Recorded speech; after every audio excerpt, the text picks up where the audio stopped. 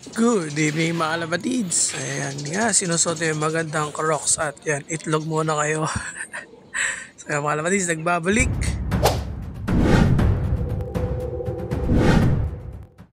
So yun mga kalapatids, at yan, palakad nga tayo papunta sa loft natin mga kalapatids. So napakadilim nga. At yun, makita nyo dyan yung loft natin. Siya lang mag-iisang may ilaw mga kalapatids. At yan yung training box na binigay ni The Casualties Loft, Kuya LA, mga kalapatids. So yun mga kalapatids, ito nga yung mga pang summer at winter race natin mga kalapatids. So yung mga green na tag dyan mga kalapatids, yun yung mga summer. Then yung mga black na tag dyan mga kalapatids, yung mga pang derby natin, pang winter natin mga kalapatids. So ayan si Termi, si Gray, si White Flight, si Carbon Copy, tsaka si Grazel mga kalapatids. Then si Panchama mga kalapatids. So yun mo yung mga wires natin. Ayan si 7 overall Amanda. At eto si Baby G mga kalapatids, si Baby Giant mga kalapatids, yan sila. At yung mga iba nating kalapati dyan is pang derby na mga kalapatids. So kalapatids, at ito nga yung training box na binigay ni Kuya LA no nagsisimula pa tayo mga kalapatids.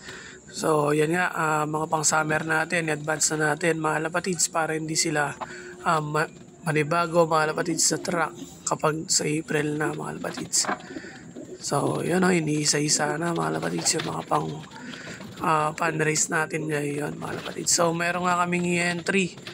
Contender namin tatlo mga kalapatids, si White Flight tsaka yung dalawang anak ni King Kong at ibon ni Kuya BJ mga kalapatids. So cross nga sila sa ibon ni Kuya BJ at kay King Kong mga kalapatids. So yun nga sila, Carbon Copy, King Kong at si Panjama mga kalapatids. So yan nga, huli na yan, si Gray na ilalagay natin sa training box mga kalapatids. So yun, tinakpan na para hindi sila magkagulo mga kalapatids. So yun mga kalapatids, yan na lang yung mga natira sa lot natin na pang derby natin yan mga kalapatids. At yan, tamang walking na lang tayo dyan mga kalapatids. At on the way na dyan tayo sa loading area mga kalapatids. So ayun nga, pansin nyo masyado mataas yung training box natin. So yun napaka-komportable na mga wires natin dyan, hindi sila nakayoko mga kalapatids. So yan yung isang kailangan ng mga wires natin para hindi sila may stress. So andito nga tayo sa pinakamalaking gate mga kalapatids. So pipick up natin dito yung wires ni Kuya LA. So kasi nagtrabaho siya mga kalapatids. A few moments later. Andito na nga tayo sa loading area mga kalapatids, kila Boss John aka John Wick. So mga kalapatids, so konti na lang kayo nagsasakay at tayo na nyan mga kalapatids. Dyan update nga natin yung mga ibon na nasakay na sa crates mga kalapatids. So yan napakakonti na lang talaga namin na nagsasakay mga kalapatids. So andito nga yung ibon ni Kuya Leo, favorite. Paborito niya yun na nilalaro mga kalapatids. Simula pa nung una, sabi niya din sa akin mga kalapatids. So ayan, yung mga mapapasin dyan may red clip ring. So atin yung iba dyan mga kalapatids. So yun si Grayo, laging nasa una. Balam talaga lagi ang mumuna mumuli Makapili agad kaya mumuna.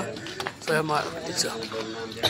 Pipit na tayo ng training box dyan para ganun din tayo makauwi mga kalapatids. So tapos na tayo dyan magsakay ng mga ibon natin.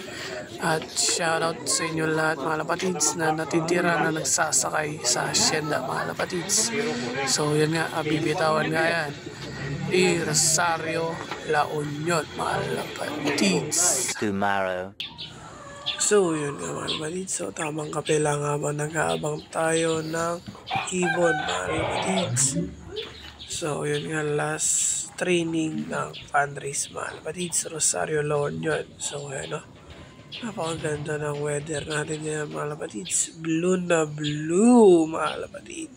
So yun nga mga kalapatids, nasa pisilip na ang haring araw mga kalapatids. At yan na din yung malapit na masinagan ng araw yung loft natin para sa vitamins mga kalapatids. So yun nga napakainit na ng panahon mga kalapatids. So yung mga YB natin naka-viewing na din dyan mga kalapatids. 1 hour later.